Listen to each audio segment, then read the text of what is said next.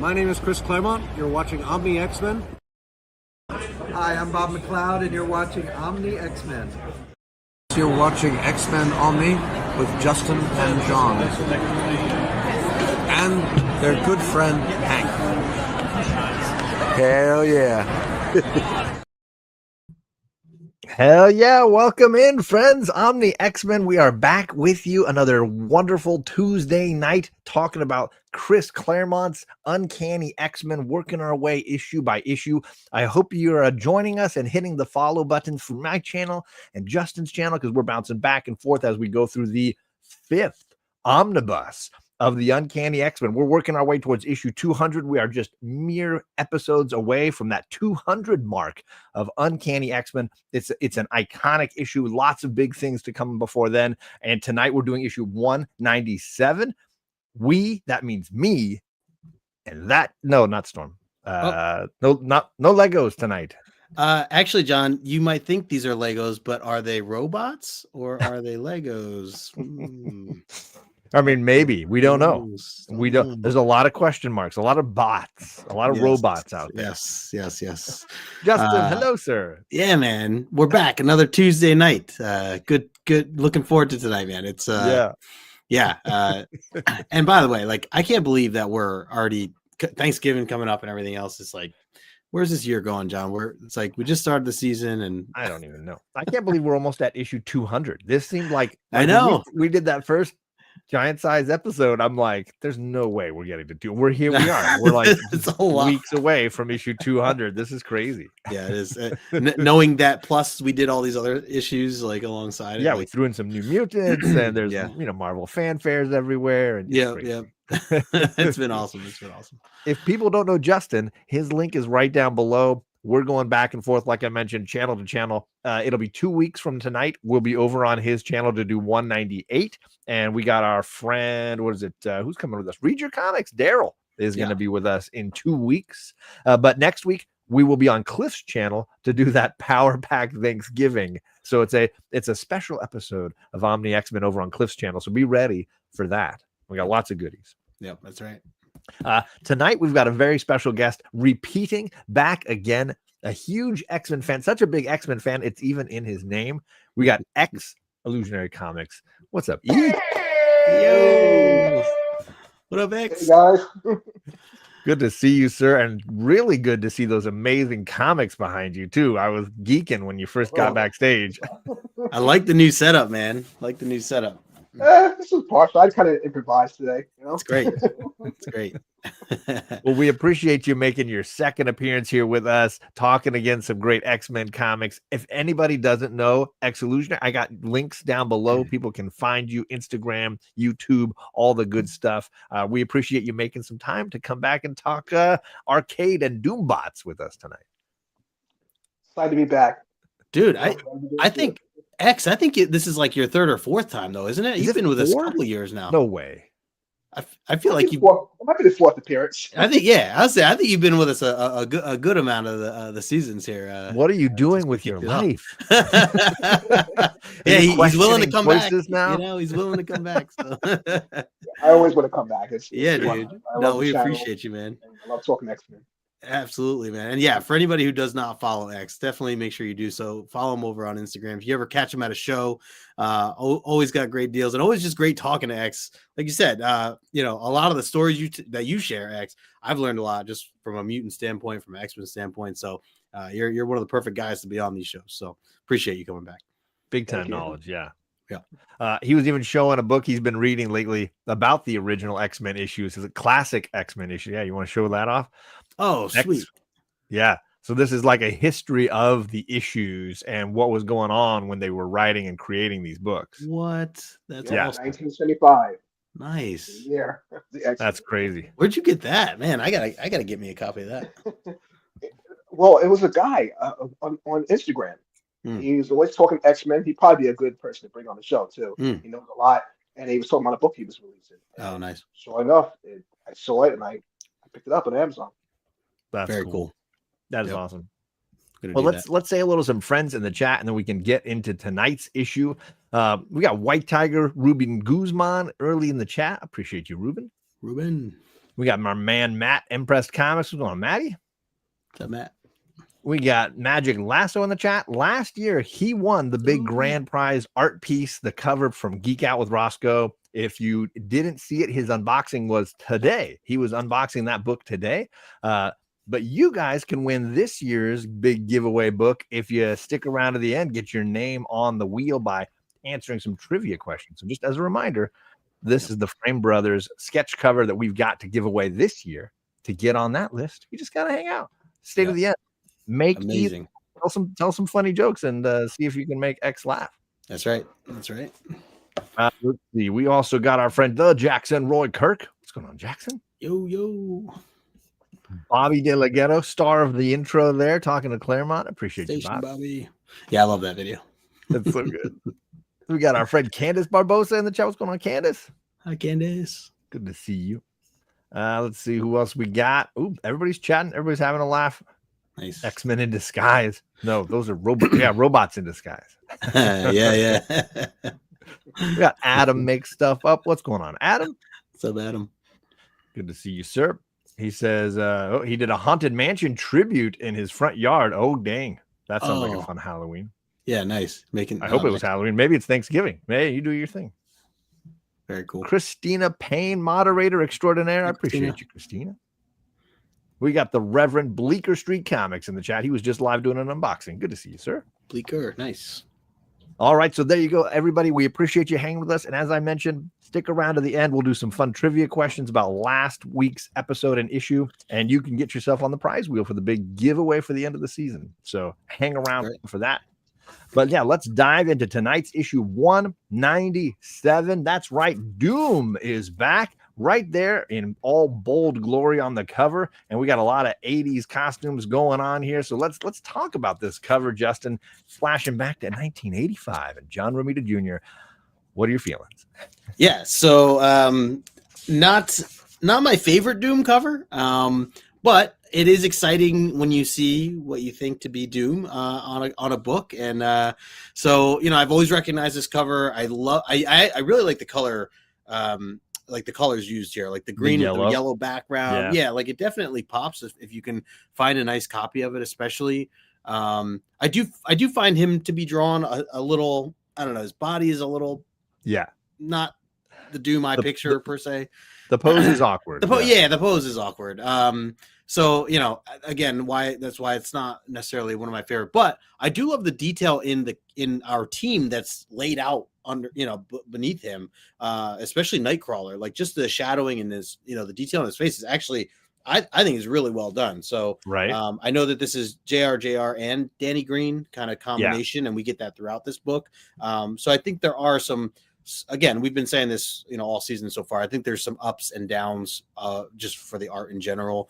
But yeah, for this particular cover, very recognizable. I will say now that I've read the book, a little smoke and mirrors, a little 100%. A little clickbaity, kind of gets you, but right. We'll get into that. But you're like Cyclops is in his uniform. You're like Storm has got her power back. You got Doctor Doom is fighting. You're like, this is what I wanted from the book. Yes, I'm like, we must time travel or something because the rug gets pulled right out from. Oh yeah, I'm still hurting from it. So, but so it's okay. And X, what about you? Any thoughts on this cover? Preferences? Does it rank very high for you? It's mid. I'll tell you what's kind of midi to me. I mean, the colors, they pop really nice, so it grabs your attention. I don't really like how they drew Doom here. He doesn't look as menacing here. Yeah. I do like how he's zapping Colossus. That was pretty cool. They kind of put that in the forefront, but it just seemed like you said, a little clickbaity because we just saw him at 145, right? Yeah. So if that was him at 145, depends on who you ask, right? Right. I was like, this cannot be him again, not like this. So it was kind of like I have to see what really is happening here. Yeah, for sure.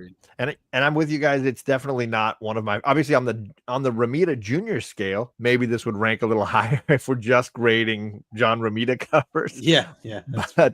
But overall, yeah, there's a lot of bait and switch going on here. The perspective is odd. It doesn't look like Colossus is behind him. The way Doom is kind of standing is a little bit strange. I like the concept. I just don't know that the execution was everything it could have been. What's going on? Derek's in the chat. Uncanny Derek. What is going on, my friend? Okay, yeah. So let's get into this issue. Right off the bat, we're flying through outer space in a Shi'ar yacht, and the wall comes crashing in on Kitty Pryde and Colossus, who are sitting in their civvies just having a chat, and it's Colossus attacking them. Then Colossus v. Colossus, they fight, and they burst a hole in the side of the spaceship, and a mattress fills it because, that's just physics. That's how that works.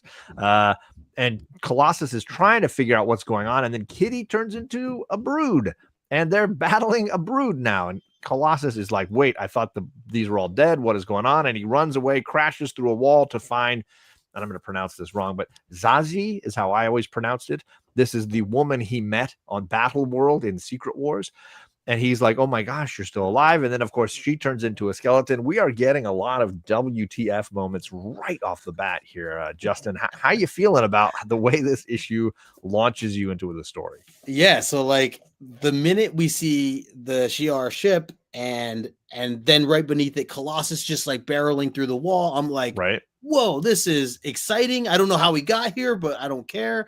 Like, just all of it, just from these like last few seasons of all the different stories that we've covered. And then right away, I'm like, oh, okay, wait, hold on. Like I see Colossus there. Anytime I see Elvis, I see it's really Colossus.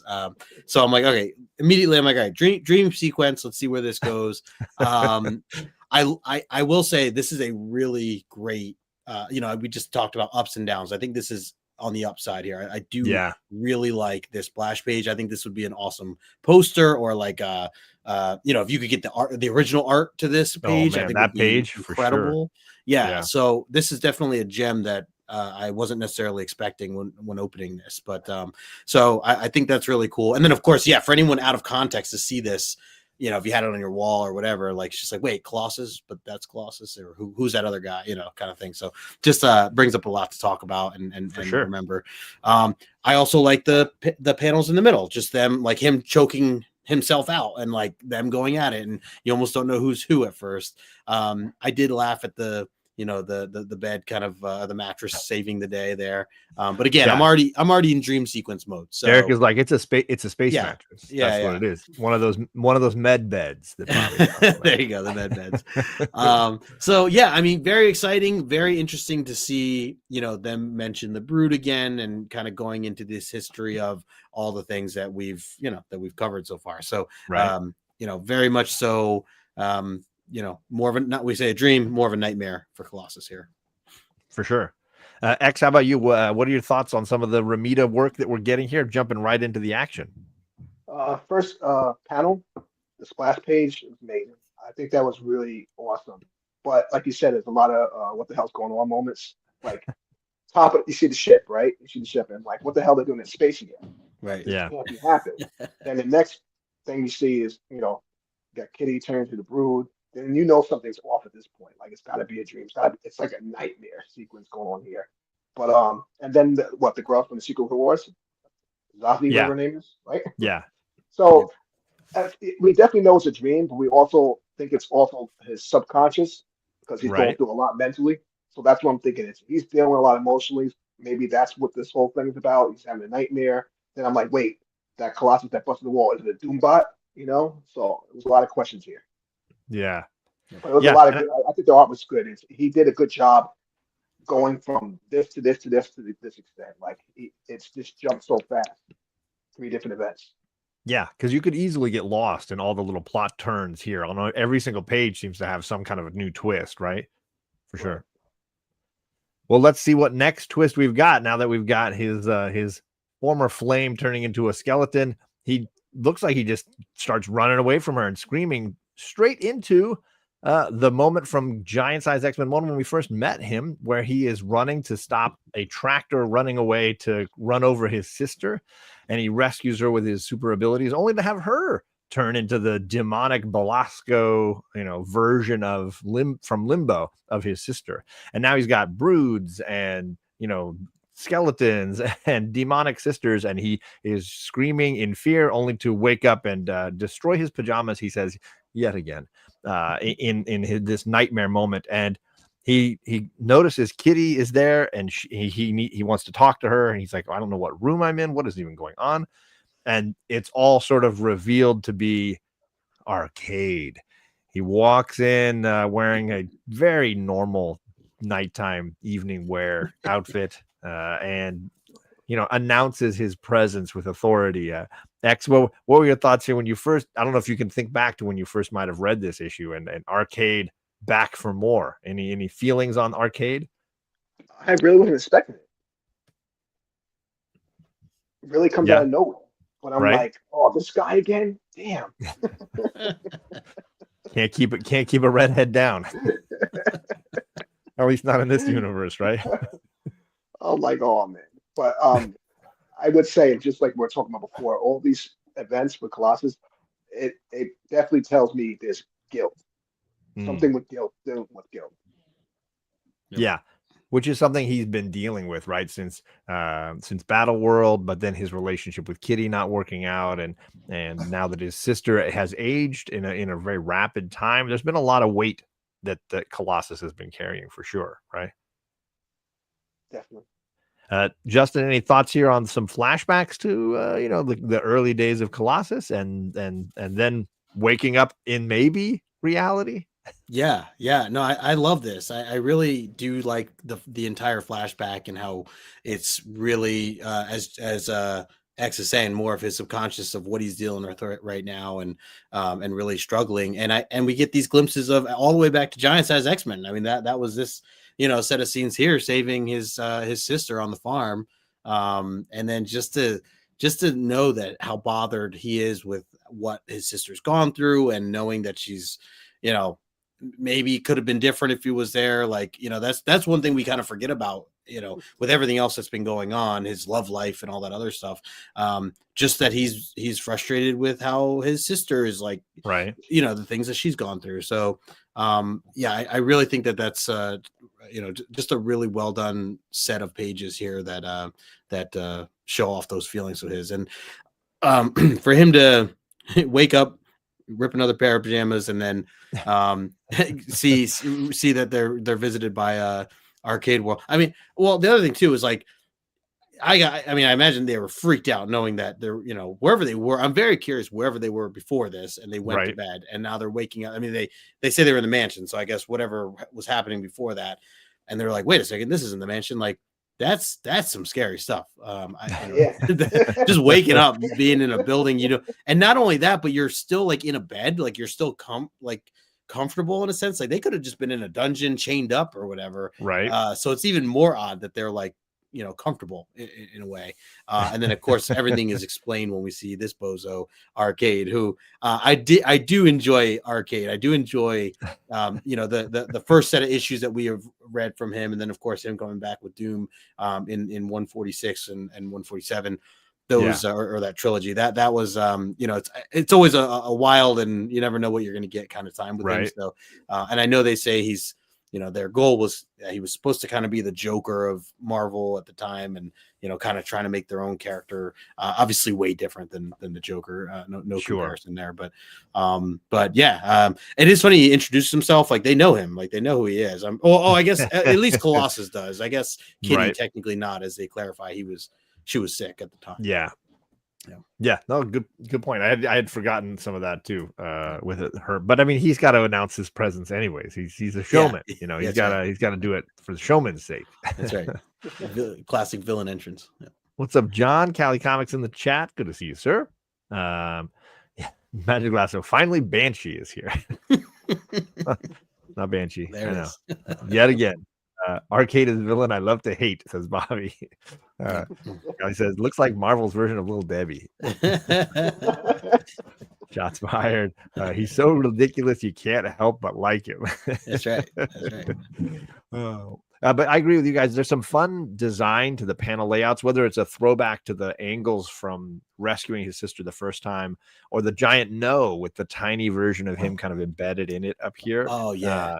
And then the way they That's do the great. lettering on the other no when he's shredding the pajamas, right? There's a fun style to a lot of this that I think gives it emotion, impact, right? Yeah, So I'm a die like that. That no in the black and white there. It's like really cool. Yeah. So I think there's some fun things happening here visually, I think, to sort of amplify the story. And then all three of those hands, right? The brood hand, the dead hand, his sister's demonic hand, all kind of grabbing onto him. I dig all that stuff. Really cool. Agreed.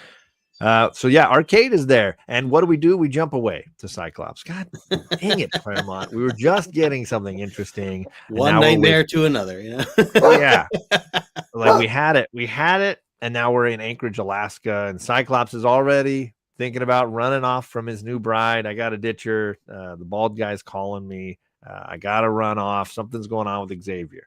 And he's mulling it all over, thinking about Magneto being in the X Mansion. What does that all mean?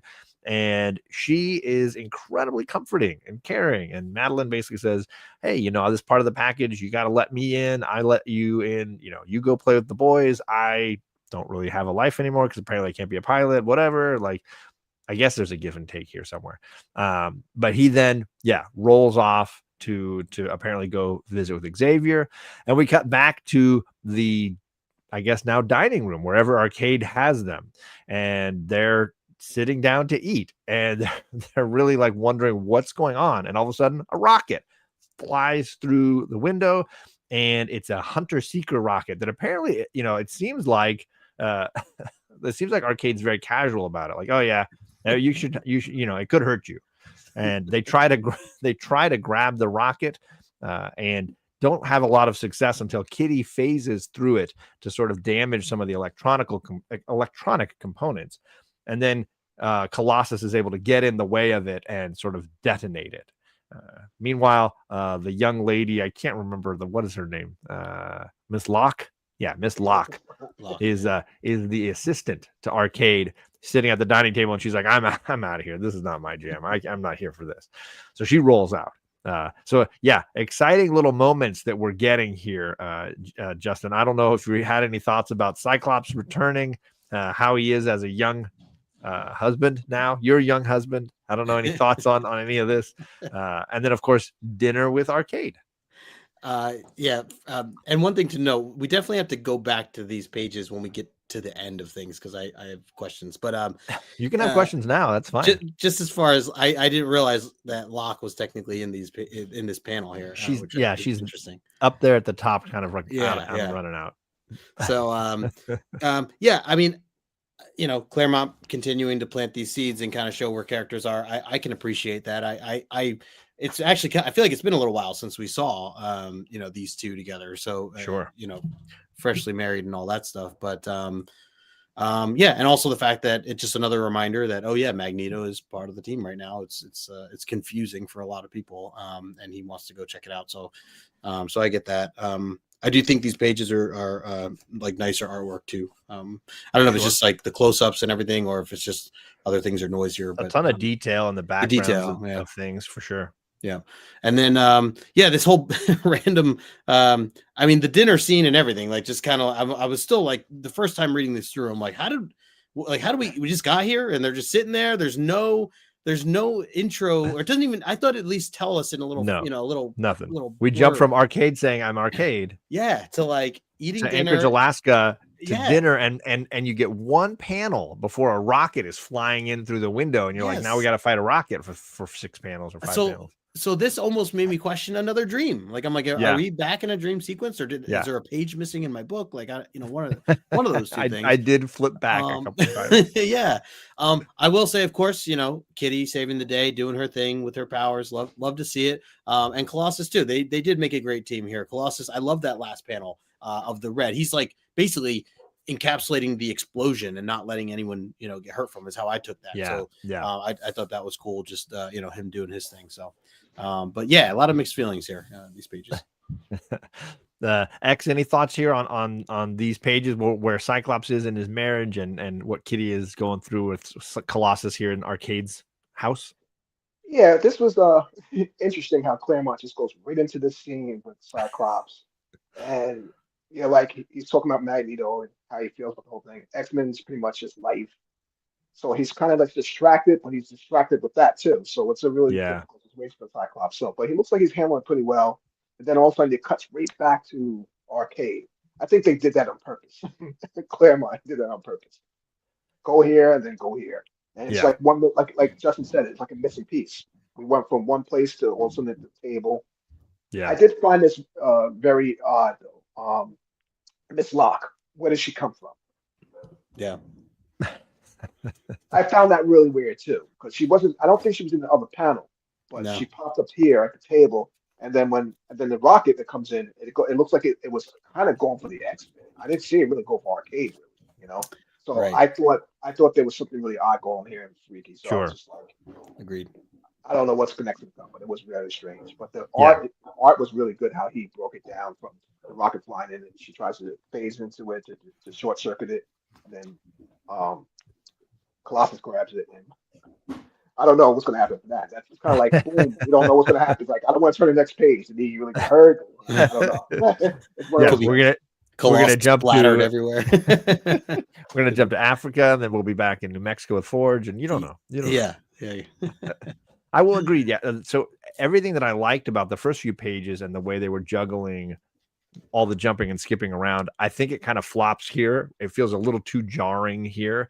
And I would have liked at least a couple of panels setting up like, Arcade saying, welcome to my mansion. And I really needed to talk to you. And it would be great if we had a moment. There's none of that. It's like we're cutting from one jarring thing to the next. And so it doesn't flow as well on these two pages for me.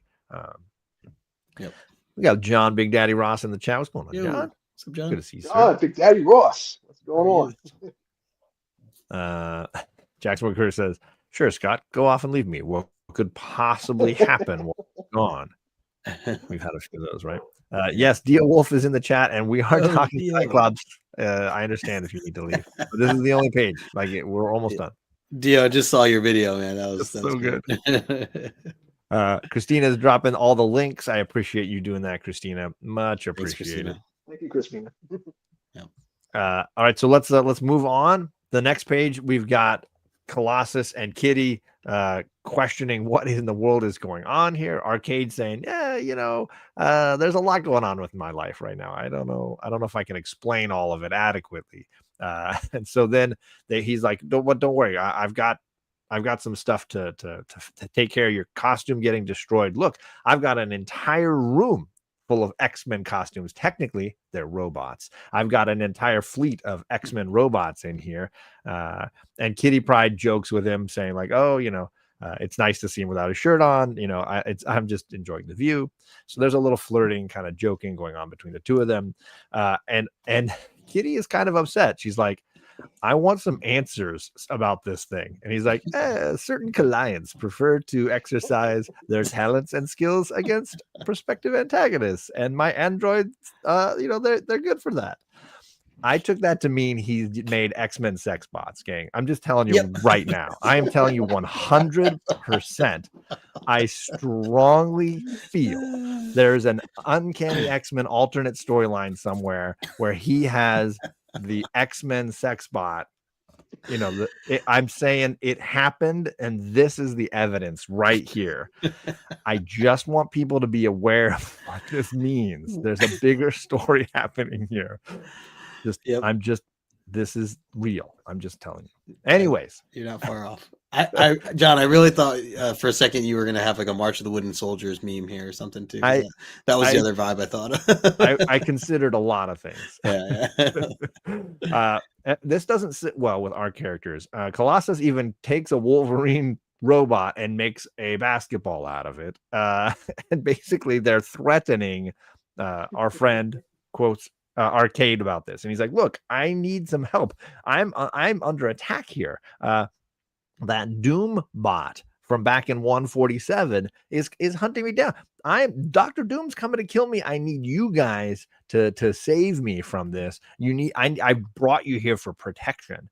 And they're just like, I think he's crazy. And then Kitty's like, well, he's a con man, but he seems genuinely scared. Let's just play along and see what really is happening here.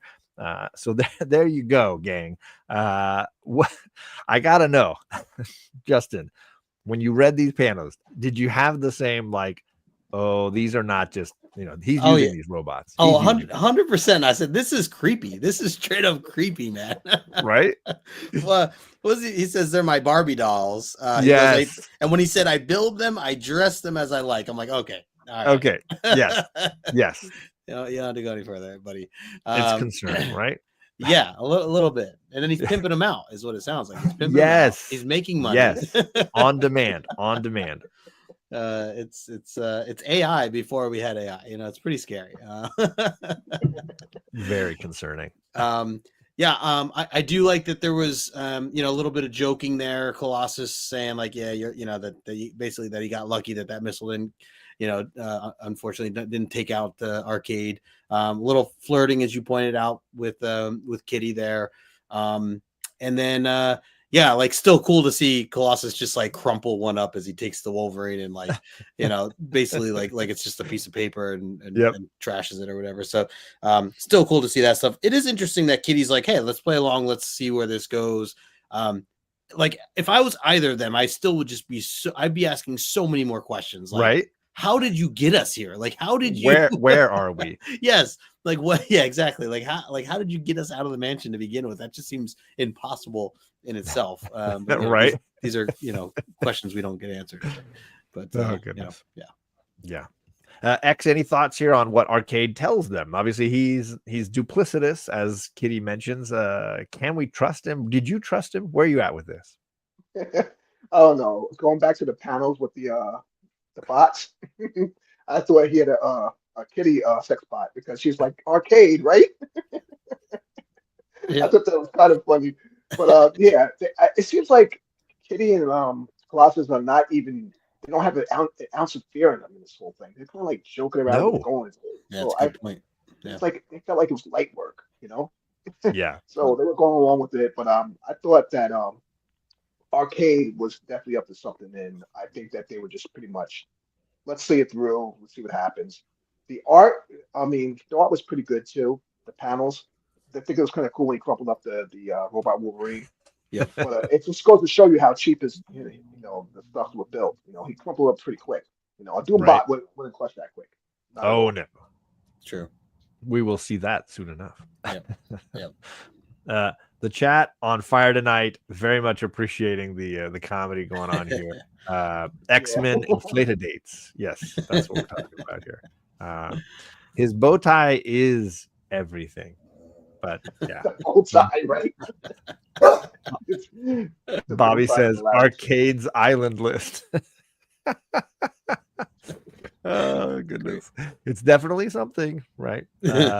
What's up, Stu? Dr. Doom's fan club. What's going on, Stu? Good to see you, buddy. Stu heard that Doom was in this, and he's like, "I'm here." Right? I respect that. Kitty is just upset because somebody has more outfits than she does. Yeah. Fair, very fair. He is Deus Ex Machina. Yeah, no, I'm with you guys. Definitely some big question marks for me here, and I like that at least they are knowing it. They're not going in blind to his scheming here. Then we cut away. We cut away to Lower Manhattan, and we've got two characters that we've kind of seen up to now. Jaime is talking to what we learn is Nimrod, or one of the forms of Nimrod, and they're discussing kind of the relationship that they've got, trusting each other, supporting each other, and then the restaurant they're in gets robbed, and Nimrod reveals himself and basically just kills these guys, and everybody seems super happy about it. Everybody's like, yay, they deserved it. This was amazing. You have just completely lived up to all of the hype. And yeah, we're just kind of left wondering What is happening here?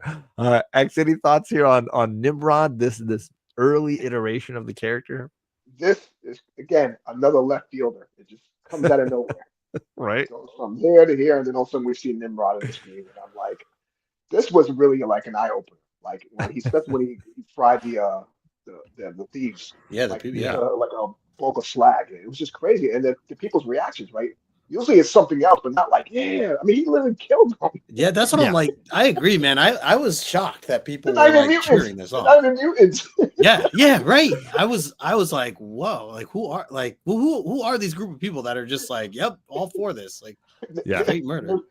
Nimrod had no emotion whatsoever. He's like, all right. Yep. Yeah, he's like, you're a threat. I'm eliminating the threat. Man, And the only That person was who questions it is his buddy, who's like, Nimrod, and he's like, they had weapons. They meant to use them if I hadn't acted. He's like, his buddy's like, oh, I guess everybody's okay with it. All right. But I tell you this though, the panel to the right upper corner, the first thing I thought about was X-Men 142 when I saw Oh that. yes, hell Oh yeah, exactly. Yeah, agreed. Wolverine. yeah, it's a great So cover. there's no metal bones there, it's just slag. No. Justin, any thoughts here on Nimrod and his little lunch escapade? I will say I love that we continue to get little scenes of Jaime. You know, we've met Jaime back with the Selena days and like or Celine and just like, you know, I remember he was always this like kind of side story that it developed with the necklace and you know, him kind of turning evil for a second and all these other things, and now he's like taking in Nimrod and helping him out, and understandably, like he's a good guy, and Nimrod, as he said, like he saved his life, and so they're like kind of, you know, helping each other out. He gave him a place to live, and Nimrod's helping his son with his computer or whatever it was last issue, and all that stuff. So you know, it is cool to continue to see Jaime, and I'm curious how much further we go with Jaime Rodriguez, because he's like, does he play, you know, am I gonna find out years from now that he's like, you know, one of the next Captain Americas or something, or like, you know, something, he's just always around. Yes. That makes sense. That's the next step. So then to see that, and then as X was pointing out, I was definitely shocked by the crowd reaction, and that not one person like even blinked at it, I guess, other than Jaime, where he literally kills these guys, and not just it, like does it in a gruesome way. I mean, to see the melting bodies and the steam, you know, the smoke. Like so that's interesting too. Again, I'm still very new with, you know, understanding kind of where Nimrod's story goes, his character goes, but it's really interesting to see how quickly you know, humans have kind of gravitated towards him as being this hero of the world. So we'll see where it goes, I guess. The Nimrod hype is real. Yeah, exactly. Badass name though. It's a badass name. It is for sure. John, that's got to be a t-shirt. The Nimrod hype is real. I think that's got to be our next t-shirt. Hey, pink and purple robots, I'm in. Yeah, mark it down, people in the chat. Add it to our list of t-shirt ideas. Well, then we jump back to Manhattan, but it's also like reminiscent of, he says, Godfather, like the cars are old. We're like, it's like, okay, what's going on now? We're at an elevated train. The whole X-Men team is here now. All the Nimrod, sorry, not Nimrod, the arcade robots are now with Colossus and Kitty. And Arcade's on a little monitor. He's like, hey, I got to stay safe. You guys fight anything that comes to kill me. And it looks like something's coming. There's this train. You got to fight this train. The train transforms into a robot that's going to fight them. Jets, rockets come flying out. So now they're just like straight into battle mode. And Kitty and Colossus are like, why are we even doing this? We're just playing this guy's awful game. And then they're like, you know, but we don't have to fight. Let's send in the robots to fight. So there you go. Cyclops and Wolverine and Nightcrawler and Rogue and Storm. Everybody's going in to fight. And Colossus is like, Kitty, just stay in the back and phase through everything. So here we go. Justin, any thoughts here on the robot wars we're starting? First of all, cracking up about the GIF you chose. That's great. Yeah, again, this just was like reminiscent of March of the Wooden Soldiers. Like, just I picture them hitting the button and just sending them off to fight the bad guys. It's kind of where we're at. Yeah, pretty wild. You got this Doom dinosaur. Wants a train and train transformer. Yeah, it's pretty badass. But hey, we get some really exciting stuff. I don't know if this was one of the pages where Kitty points out, but she's like, hey, like, this is cool to see Storm, even though we know that's not real Storm, but it's just cool to visually see her with her powers again, and kind of a reminder of like what she was able to do. Right. So that page at the far end under your logo there, like, it's a cool battle scene moment, even though we know they're not all the real people. But just to, when's the last time we saw this type of action? I feel like maybe the Brood Saga or something like that, where we had the actual team. They've been split up for a long while, for sure. Yeah, definitely. So just a cool little, bring back there. X, any thoughts here on the train transformer, on the team fighting together again? Yeah, it was kind of weird. The train transforms into like the Doom face, right? It's like a Doom face. It's got like Doom's face for sure. Well, that was kind of strange, but I guess that was the angle he was going for with the idea. I think it was kind of cool with the X-Men though, because it kind of had the same, like, the powers. I don't know how he was simulating all that. Like, how's it possible that they could have, the powers like the X-Men? I don't. Yeah. I couldn't understand that for the life of me. They're cheaply crafted, but yet somehow incredibly advanced. Right. That was weird, but I mean, it worked. I mean, it's funny because they're fighting alongside them, and they kind of feel like it's real. So even when they were getting like blown up right there, you saw the reaction. Like, you saw Colossus turn his head. He's like almost like he thought it was really them. Yeah. So it was kind of I think that was the point of it, to be a distraction. Yeah. They were helping them, but they were a distraction at the same time. For sure. Oh, for sure. Absolutely. And that fight keeps going because the rockets are coming at them. Storm is taking some of them out. Rogue is knocking some out of the sky, but she's starting to break. You can see pieces coming off of some of them. There's two Wolverines, one getting chopped up and one chopping up. Cyclops is blasting stuff, but every once in a while, one of our hero robots gets taken out. And Colossus is just doing his best to be the front line and to keep Kitty safe at each level. And he's using the robot to battle itself. He rips off one of its legs and jams it into its neck and kind of knocks it down. But then the floor around them starts to get shot because here comes Dr. Doom flying in to shoot at them. And Colossus he's been trying to keep it together, but he's just like, you know what? This is stupid. I'm not playing this game because there's real lives at risk, not your just stupid robots. So he's about fed up with this robot game. X, any thoughts here on the X-Men robots and Colossus kind of keeping it together for a little bit? Yeah, I think it was pretty cool how Ramita demonstrated it, the whole thing. Each panel with the X-Men flying. The thing with the Wolverine was kind of gruesome, right? Even though it's a robot, but he gets ran through. So that was kind of like crazy. That whole scene was kind of crazy. And I think the part with Doom, I knew something was definitely going on with this thing with Doom, because when with Doom flying with a ship and trying to shoot him, right? He's a more hands-on guy sometimes. So I knew something was definitely up here. But Colossus definitely took off the gloves after that. It's like, enough's enough. Oh yeah, for sure. Justin, obviously we get our first glimpse at Dr. Doom. I don't know where you were in your belief, if you thought, oh, this is definitely a robot, or if you thought this is actually Doom, where you were feeling about him coming, because he's finally making an appearance.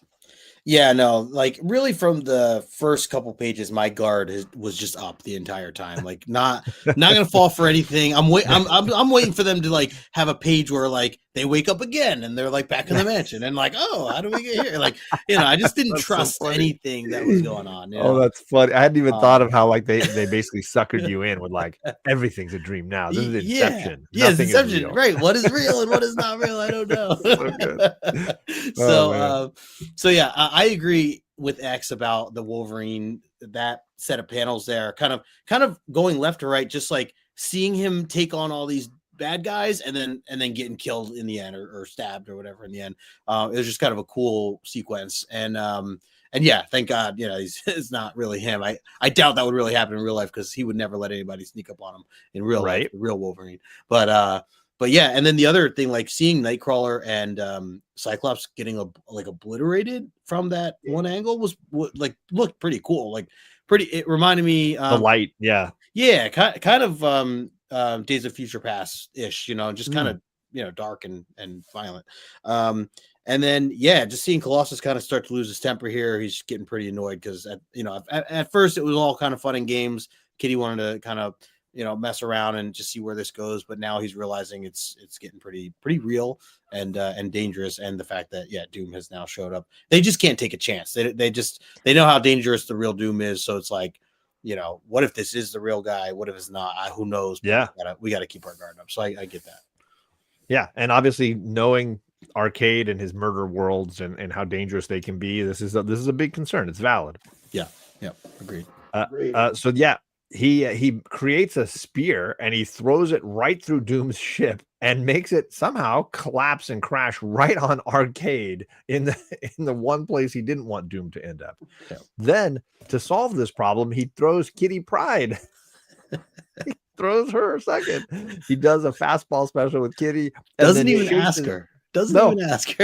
And then chases right after her. And somehow it seems like he almost arrives first because Kitty crashes to the ground and Colossus comes barreling in.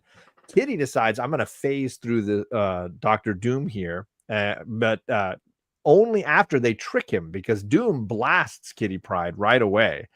And we think, oh, was that really Kitty? But maybe you're like Justin, you don't trust any of this. The real Kitty reappears and she zaps the Doom bot and it falls to the ground. And Kitty is revealed to be hiding out this whole time. And it was a Kitty Arcade robot, sex bot this whole time. Colossus is left going like, I don't even know what's happening anymore. I can't keep up with any of this. Arcade's like, don't worry, it's just a game. You guys did great. And here's Miss Locke. She's actually running that Doombot. This was a great competition. What a fun night. Martinis all around. And Colossus and Kitty are just like, I don't know why you still have teeth. Is really what I think Colossus is thinking at this point.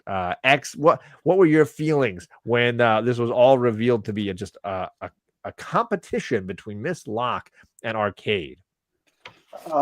The part where we figure out that it's not really a Doom. I kind of had an idea that was maybe coming to this. I didn't think it was Doom. For some reason, I didn't. Right. Think it was Doom.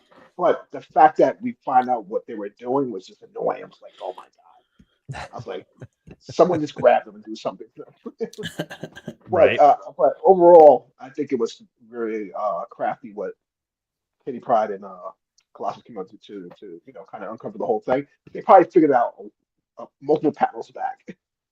They figured it out. So for sure. Really cool. Yeah. So Justin, your big reveal here. Dr. Doom finally shows up and lasts about 8 panels, 3 of them laying on the floor face down. Yeah.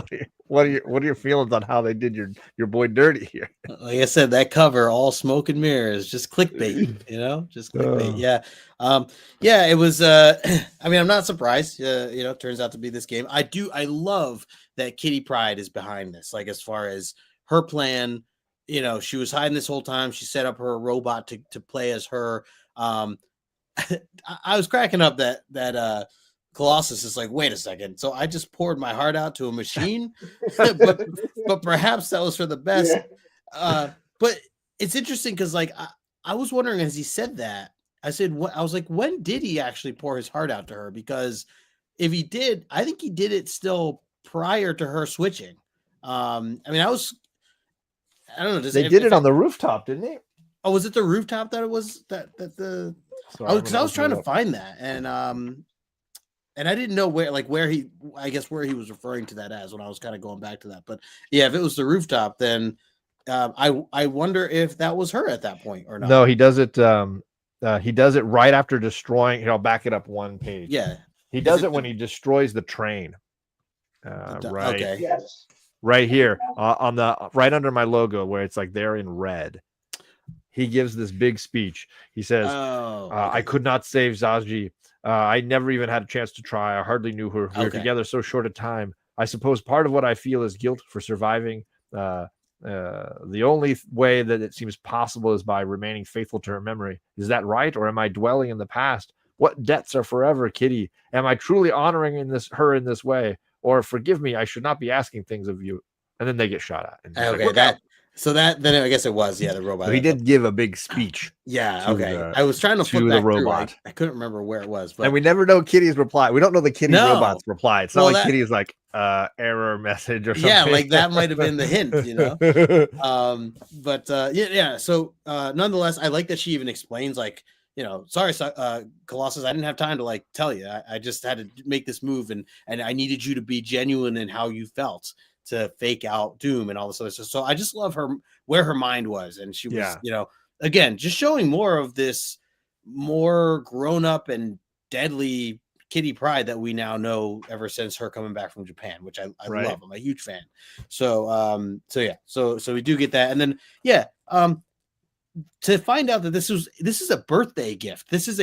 He says it's a 24 hours for Miss Locke to try to kill him, and that's the gift. It's a challenge. He's high on the challenge of trying to survive his assistant trying to murder him for his birthday.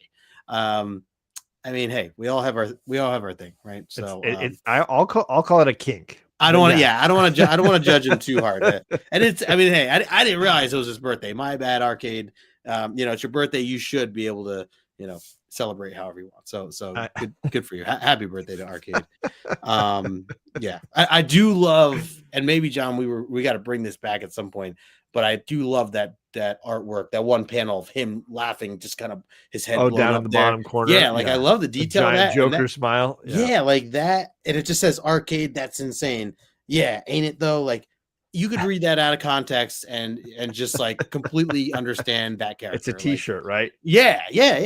So and I do like the murder artwork world too. Yeah, exactly. Good stuff. Great. Hello to friends in the chat. We got TM Nerdy in the chat. What's going on, Travis? What's up, Trav? We got Big D Chaos in the chat. What's going on, Chris? He says his favorite spear is Brittany. I mean, I get it. There you go. We got, let's see. Adam says it's Miss Locke, and I would have gotten away with it too if it hadn't been for you meddling mutants. So, Peter, tell my robot anything I should know? Yeah, right. Maybe. She's got a sweetheart deal when they move her to a low-level security prison. Okay. Poor Miss Locke. Yeah. The twist doesn't really work great for me here at the end. It's funny, and I do think that typical Claremont, he's packing so much into a tight space here. It's hard to fit everything in smoothly, like that speech that Colossus gives in one big epic panel, and then really is sort of taken back here because Colossus is like, well, that's not fair. Even Colossus is mad at the writing. Like, I gave that big speech and it doesn't count for anything. So then we cut to like the final moments here. Arcade gets in his car and he's like, peace, suckers. I'll drop you at your school on my way to my vacay house. I don't know. So he drops them off and they're left kind of trying to figure out, like, what does this all mean? And Colossus is like, I guess we could just be friends again. And then they walk a little bit in silence and Kitty's like, maybe I'm still thinking about you with your shirt off. And then we cut to Africa and Storm, who we last saw shot in the head and left for dead, is being swarmed by vultures, but she snaps to, she jumps up, she defends herself, and she's like, I'm still alive. You can't claim, you're not going to kill me. But, we're clearly going to see where this goes for her because we saw the Fenris twins hunted her down, shot her, and killed a white-maned lion at the same time that they did keep, and they didn't leave for dead. I threw in the X-Mail letters there at the end, which are so tiny nobody could possibly read them, but I like to include them when they are part of the omnibus. In this case, there is a letter from a really angry person who wants them to kill Storm. It is a wild ride. This letter is a wild ride. This person's like, she's got no character. She is awful. Can you give her a lobotomy or kill her off? She is just the worst character. I don't care if she has powers, doesn't have powers. This person just does not like Storm. There's no other layer to this person's letter, and I thought it was very funny. And in the end, Claremont's just like, "Sorry, buddy. I guess opinions are like assholes. Everybody's got them." Yeah, basically what he says. It's a free country, he says. It's a very funny letter. If you ever pick up the book and happen to read it, and you just want to see how there's bad takes everywhere, folks. There's bad opinions everywhere. So just that letter starts out with "I hate dear Chris Claremont. I hate Storm." Yeah. That's how it starts out. Just dives right in. Yeah. But any thoughts here, Justin, on these last few pages? Obviously, we get to say goodbye to Arcade and say hello to angry, vengeful Storm. Yeah. So I do laugh at the idea that Kitty says, like, well, hey, she's like, should we go after him? Should we report him? And he's like, well, what are we gonna like? We're going to charge them for kidnapping, attempted murder. Like, where's the proof? Like, they're not going to believe us. Like, nah, we can't do anything. She's like, oh, so we just chalk this one up to experience. He's like, yeah, it'll give us a good story to tell the rest of the team. Like, and I'm thinking to myself, like, Arcade is very dangerous and creepy and dangerous. Yeah. And if he can recreate them, just imagine all the others he's recreating. And who knows, at that point, I just wouldn't try. It's like knowing Mystique is around. Like, you wouldn't trust anybody at that point, and you don't know. Like, he could create your parents and try to kill you that way or something. Like, luckily Arcade's just crazy, and at the end of the day, he's really just out for a challenge and a good laugh. He's not trying to like actually kill. But either way, I think that this is definitely a moment that these two really still should call 911 or something. I get that you're like, well, we don't want them to know who we are or whatever. I don't know. I guess it's trickier. Now that I talked this out, I guess I can't really. You found their logic. I guess I get it. This is something I'll bring up to Claremont though, just to talk about a little the more. Truth is, I think to Jackson Ward Kirk, they just needed a ride back to the mansion, so they couldn't rat him out then. They needed to go for a ride in the Lamborghini or the Ferrari or whatever. There was no Ubers at this time, only Nimrods. No. Right? So the other thing, I'm glad that I was wondering, I was like, we got to know about Storm at some point, because that was crazy little, tidbit that we got in the last issue. It was a pretty big deal for her to get shot. So where did that go? And of course, we got a little glimpse, not nearly enough, but she basically just wakes up, says, "Do you wish my life?" Because she's being attacked by these birds at this point. So she basically says, "Bring it on" to these birds, and she's whacking them away or whatever. So I'm curious where that goes, and we don't even really get a hint other than it does say okay, so this is where life death is coming from. This is from the heart of darkness. And I know that they do mention in the letters as well that like we have this issue 198 coming that's going to be the sequel to Life Death, and Barry Windsor Smith is coming back, so they do mention that in the letters section as well for people that are concerned about Storm without her powers and what this all kind of means. Interesting. X, any thoughts here on how this all wraps up for our characters?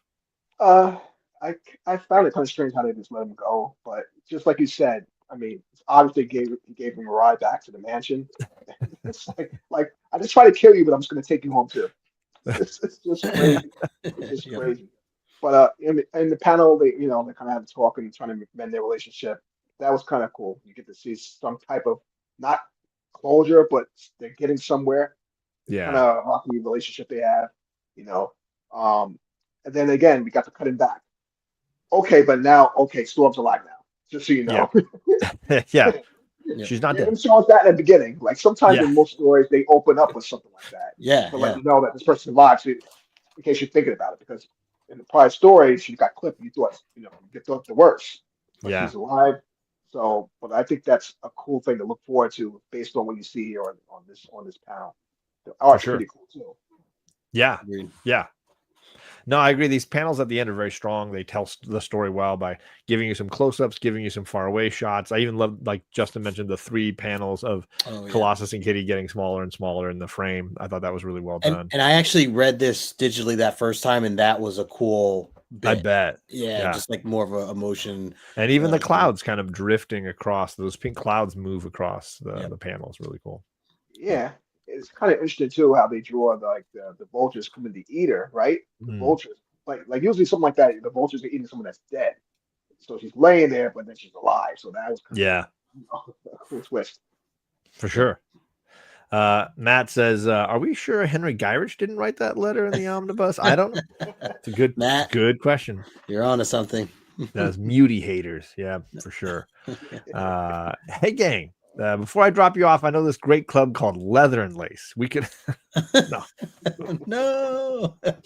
He just kidnapped us. Really? I swear. So yeah, there you go, gang. That is the wrap up for issue 197. Any final scores we want to give here? Justin's favorite part, when I throw it to him and make him grade the book. What would you score? You use the CGC scale if you like, but how would you score issue 197? Yeah, I think so.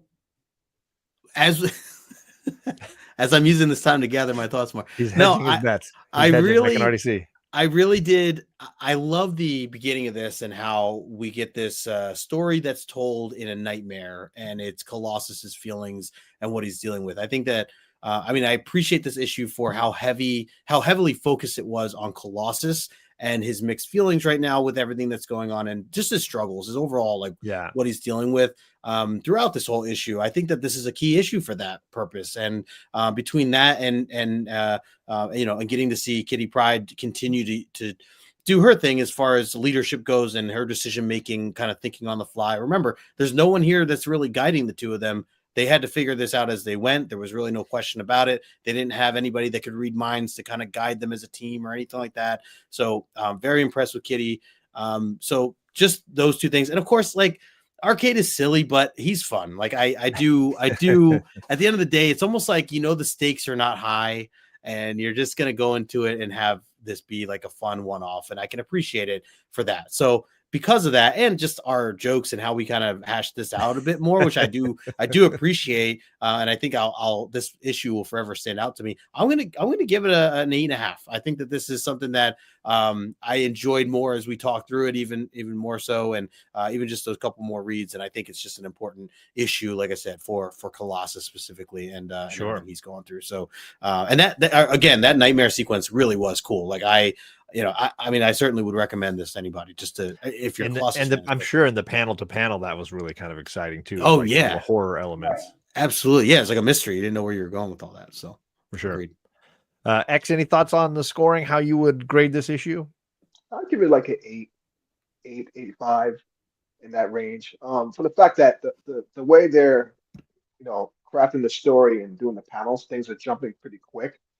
I think the whole focus of that was to keep you off track of what's really going on. Yeah. Not figuring it out so quick. So you get some surprises on certain pages, for things to come in. And the end, it's technically I didn't figure it out. I didn't think Miss Locke was in the suit. Right. So that kind of grabbed me by surprise. So that's why I'm kind of give maybe 8.0, 8.5. Nice. Sure. That's fair.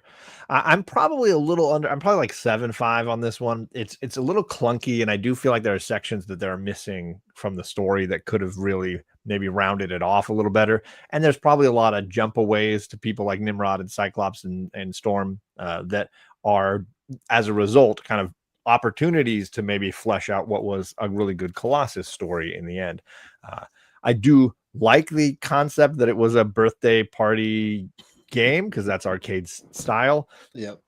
But the Doom thing was really poorly utilized. I think it didn't really amount to anything valuable. So yeah, I think I'm in that 7.5 range, despite the fact that we got X-Men sex bots for the first time. So shout out to Arcade for that. I was gonna say, John's just giving this a 7.5 because somebody tried to trash Storm. That letter took it down a whole grade. For sure. Matt's got an 8.5, solid 8.5. We got Bobby with the 9.0. Nice. We got Adam with the 7.5. I appreciate you guys dropping your grades in the chat. I always like seeing what everybody thinks of the issue as we wrap it up here. We got Jackson Ward Kirk with the 8.0. It gets points for being a Doom cover, but loses points for being a Doom bot. So that probably balances out at the end. Yeah. Well, let's talk about the MVP. I think Justin wants to do the math first, right? Oh, it's okay. However you want to do it. Okay. It's cool. All right. Let's talk MVPs. Do we have a character that we feel like was the highlight or the most important focus of this issue, Justin? It's your first turn to choose first here on the MVP. Like, right? What do you think? Yeah, and X, this is our new segment we've kind of thrown in here since last time you joined us. So just as John just said, kind of highlighting. There's no wrong answer. Just whoever we felt is kind of the key player of this issue. For me, I'm gonna still go with Kitty. Kitty's been my choice for at least the last 4 out of 5 times these last few issues. She's really been on a roll here. So again, I just love the fact that she's thinking ahead. She's handling herself very well under pressure, still trying to figure stuff out, and just her making that decision to not tell Colossus and go off and hide and send her bot version at it. I'm a fan. So Kitty Pryde is my MVP for this week. Bearded Comic Bro saying MVP, I am here. X, what are your thoughts? Is there a character that you feel like is worthy of being the MVP in this issue? Arcade. Ooh, nice. Hell yeah. And I'll tell you why. How the hell did he kidnap the X-Men? That's true. That's a great point. He drugged them. Yeah. He drugged them. He could have did anything he wanted with them. And he played this six game with them. Just like it was just crazy how he pulled that off. Yeah. Right. So he could have helped them inadvertently without even trying to. Right. He helped their relationship, but trying to kill them. That's a great point. Risking his own life, it was just really weird. So I have to give him the MVP because that whole story basically revolved on everything he did. Yeah, and that's a great point, X. And on top of that, even if he did just drug them, like think about Arcade is not a big dude, and like for whoever, I mean Miss Locke or whoever else helped, they had to carry Colossus. Like I can only imagine, like you're gonna need multiple people or maybe those Doom bots or whatever helped. I don't know, but that's a big task. Yeah. And obviously it explains the fever dream of Colossus as he's coming out of a drugged stupor, right? He's having all these hallucinations, right? Yeah. How the hell did he get in the mansion? I don't know. Security is lax now that Moira took her machine guns. Yeah, seriously. There's a reason he picked those two probably because if he'd have picked Wolverine, no, they would he took them both. Yeah, sliced and diced. Well, then I'll go with Colossus.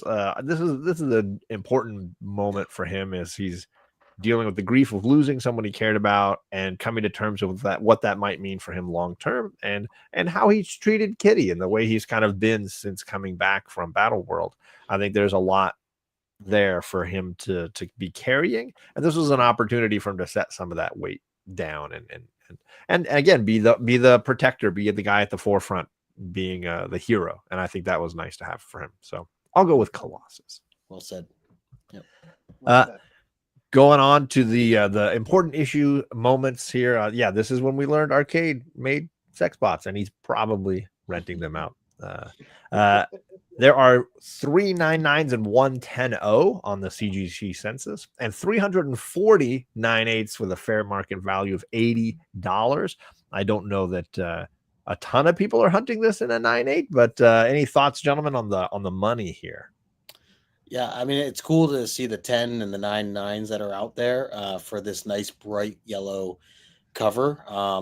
But other than that, I don't think I would go out of my way to spend the money for a 9/8 or anything. I think for me, this would be just a raw issue that I prefer to buy this raw for. And this is like a $1 book. I think you could find this in the dollar bin still. So nothing too significant as far as keys go or anything like that. So again, if you now that I've read it, I mean, a huge nod to Colossus. And for anybody who's trying to just know more about Colossus, I think this is a must-have or a must-read for anybody. So for that purpose, I could see our good friend Ryan, Colossus Collector, maybe going after this in a 9/8, just as a big a fan as he is. So for sure.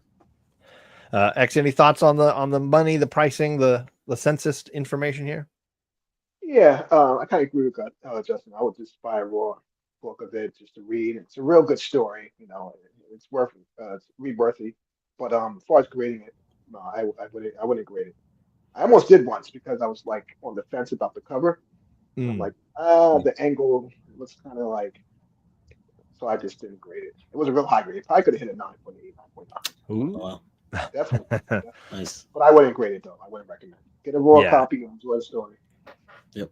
For sure. No, I agree. For sure. Candace says would definitely get this raw, very fun issue. So there you go. And 6'7". There's the bearded comic bro, 6'7". All right, well, gang, that is it. That is the whole kit and caboodle. That is the issue number 197. But don't leave. We got trivia coming at you right now. An opportunity to get on the prize wheel.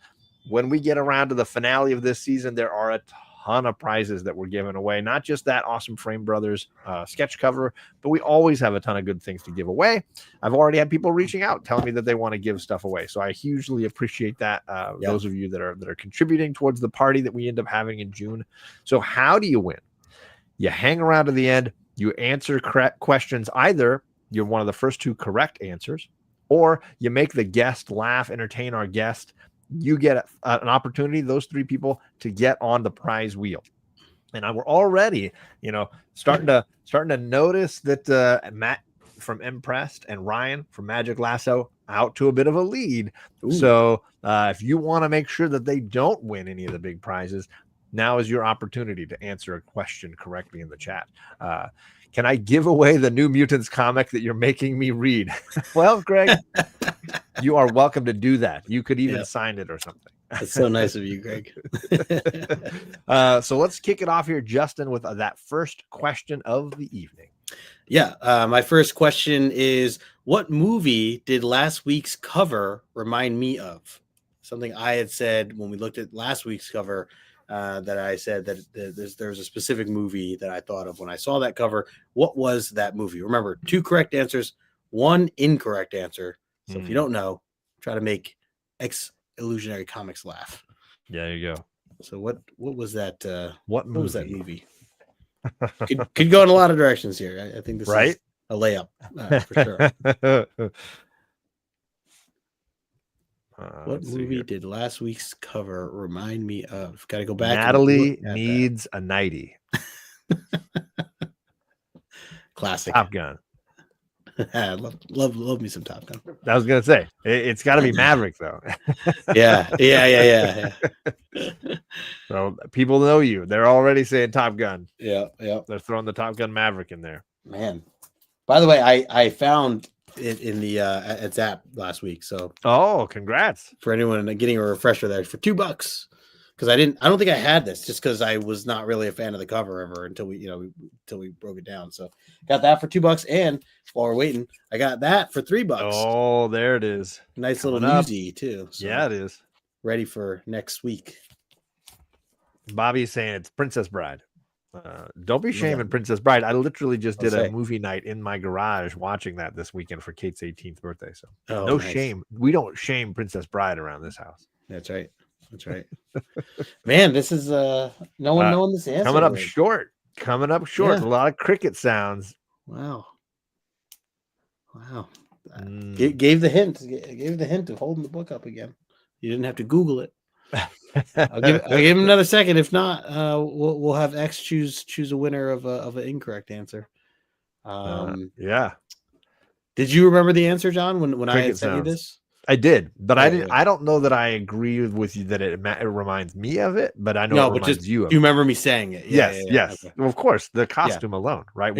Specifically, he's saying the costume on the cover reminded him of what movie?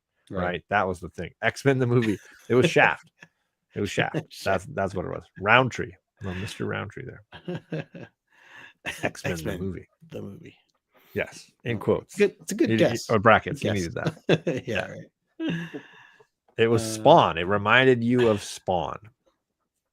Spider-Man 3 because of the dancing or the emo. Was it because he was emo? The emo, the hair, the whole thing.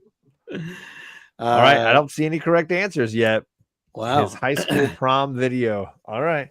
The answer I gave on last week's show was Pulp Fiction. I was talking about the Gimp suit. Yeah, the Gimp suit. That suit there. That was Pulp Fiction. Right Kitty Pryde's Gimp suit. Yeah. Or it's not Kitty Pryde. Rachel's Gimp suit. Yeah, Rachel Dinners. Any comedy answers though, X? Did you like any of the funny answers? I think the Natalie these 90 was funny. Oh, Lasso getting another point. There it is. Goodness. All right. Time for question number 2. My question is, I was very impressed last issue by the terrorists that the X-Men were dealing with, mostly because they brought several things on their heist that I was impressed they included.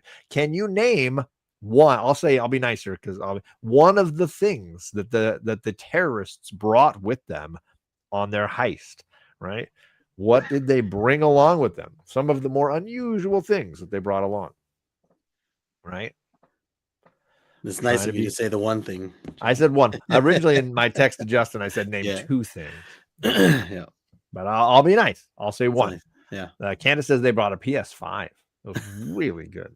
There's downtime. You're waiting. Yeah, you got to kill some time. Bottled water. They brought because stay hydrated, friends. Stay hydrated. Can never So far, I'm gonna go with the correct answers. We got Adam make stuff up. They brought pizza. Yep. That was one of the things. And Magic Lasso says it's anchovy pizza specifically. They also did bring mace. There you go. Yeah, they brought mace. They were ready. The other correct answer was chloroform. They had the chloroform ready to go as well. Bobby says they brought snacks. You gotta have snacks. Bearded saying the book War and Peace. They brought some serious reading material. They brought Wolverine's sandwich. Always important. Always important. Bringing it back. The karaoke machine, because you got to entertain yourself when you're there, right? A hearty appetite. Chloroform rags. Got to have them. Yeah, I guess mace has 2 spellings, depending on if you're going to hit somebody with it or you're going to spray somebody with it. Right? Classic mace. Welcome back. Yep. Welcome back. Welcome back. They brought moves like Jagger. That's what they brought. Nice. They brought zip ties. X, any of the questions that you like there? Anything that you're picking as a fave? Wolverine sandwich. Candace. Nice. There she is. Can never go wrong with that answer. that joke endures. All right, Justin. Question number 3. When Kitty was talking with Logan, what did she try for the first time? There was a moment there where she had tried something for the first time.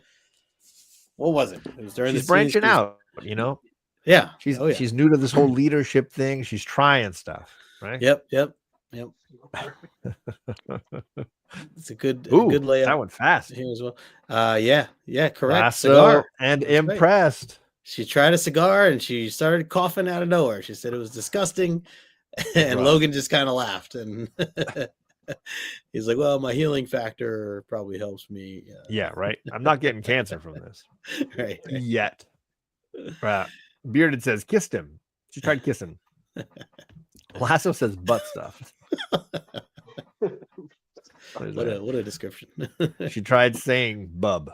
Just try to throw it out there. Just slide that into a conversation. Say bub. That'd be pretty funny, TM. Logan would be like, are you mocking me? She tried to pull out her own claws and just ended up flipping him off. Didn't work. That's good too. To quote, create a moment. That's a way to go. Mm-hmm. Let's see it. She's just laughing at Travis. Yeah. There you go. To sing like Diana Ross. All right. Any winners in there, X? Anyone that you want to highlight? Yeah, the flip off. There it is. Nice. Impressed. Nice. Back nice again. Taking a bit of a lead. All right. Oops, sorry. Final question of the night. What did Magneto do at the end of the issue? He sort of sits there calmly and quietly all the way through it, but at the end, he decides to get involved. What does Magneto do? What does Magneto do? That's a good question. Can't keep a good man down for long. Shout out to Roy Kirk for dropping that line all night. Yes. The line dropper. Roy Kirk doing the Lord's work. Roy Kirk, I think that should be a t-shirt. Ooh. Yeah. Just the starting line with his name. Just think about it. Yeah. Just a screenshot of that. Everybody's trying to kiss Wolverine, according to Greg. Magneto tries to kiss him. Plays chess with Xavier. That's important. Gives her the option to kill. Something involving magnetism. That's also not Bobby. wrong. Bobby getting a little vague. A little vague.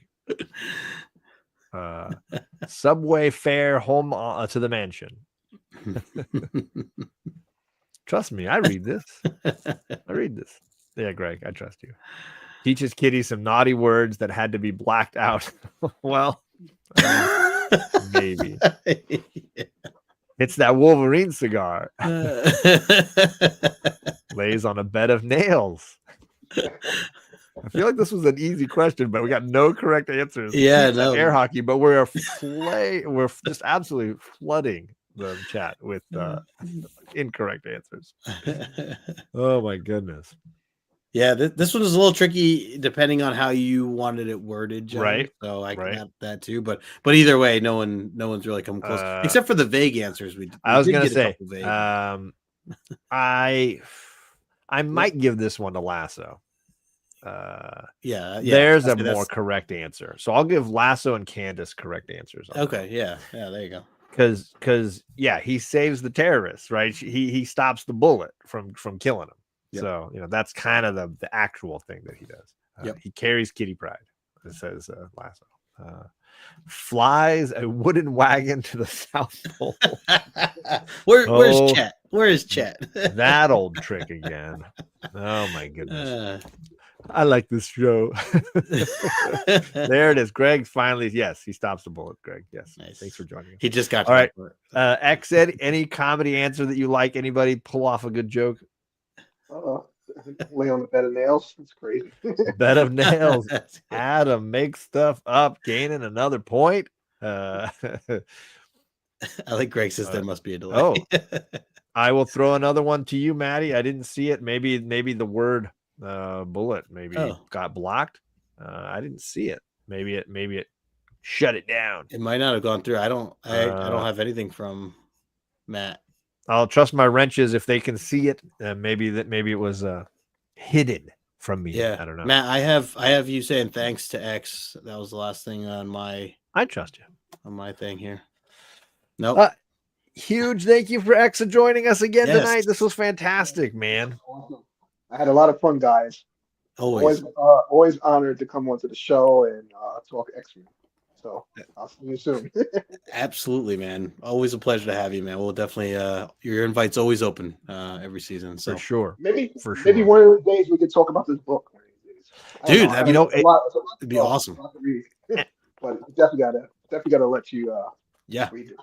And I can't remember the one I read a couple of years ago about Claremont and his vision for the X-Men and his comments on what his inspiration was at the beginning, because there was a book I had read called like Claremont and his X-Men or something like that I had read a few summers back, and I think I gave it away to somebody in the community. I can't remember, but it was very informative too to kind of get his process and where he was at on those early days for sure. That's cool.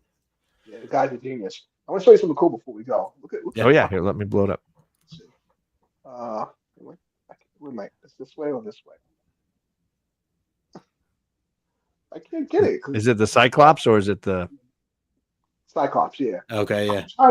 Because the screen is backwards. It's messing with you. Oh my god! I can't even get it. That's why. Oh, forget about it. I can't do it. We kind of saw it. I don't know why I can't do it. It's so hard to there you go. There you go. There you got it. Sick. Oh, it's like an old movie poster. Yeah, that's really cool. That is cool. I don't know why I cannot tell you. So I have this book always to the left of the screen just to get it in the center. Yeah, that's crazy. That's awesome. Yeah, it's a lot of art like that in here that I've never seen. Yeah, it looks like some concept art. It looked like some alternate like covers, maybe from other countries and things like that. Yeah, Thunderbird's old cost. Well, actually, the concept of Thunderbird and some other Cochran's characters called Typhoon. Nice. Even Wolverine's in here. Oh, Jackson Very Kirk cool. says, I've already got that book on my Amazon wish list right now. Heck yeah. Yeah, I'm gonna add it to mine. That's awesome. Yep. And Bobby says it's funny that the bullet got blocked. Yeah, that is funny. Awesome. Remember, folks, we are off technically next week, but we will be doing an Omni X-Men show. We'll be over on Cliff's channel. We'll be talking about the Power Pack Thanksgiving issue. So stay tuned for information on that. But if you're following Cliff from the episode we did not too long ago with him, you hopefully have subscribed and hit that notification bell. But then 2 weeks from tonight, we will be back on Justin's channel for issue 198. And we'll be talking with Daryl from Read Your Comics. So be ready for some Life, Death, Barry Windsor Smith goodness coming up in 2 weeks. I appreciate everybody coming and hanging out with us. It's always a great time. Always a lot of good laughs. Eric, thank you so much, man. And we will catch everybody again here soon. Sweet. Okay. Later.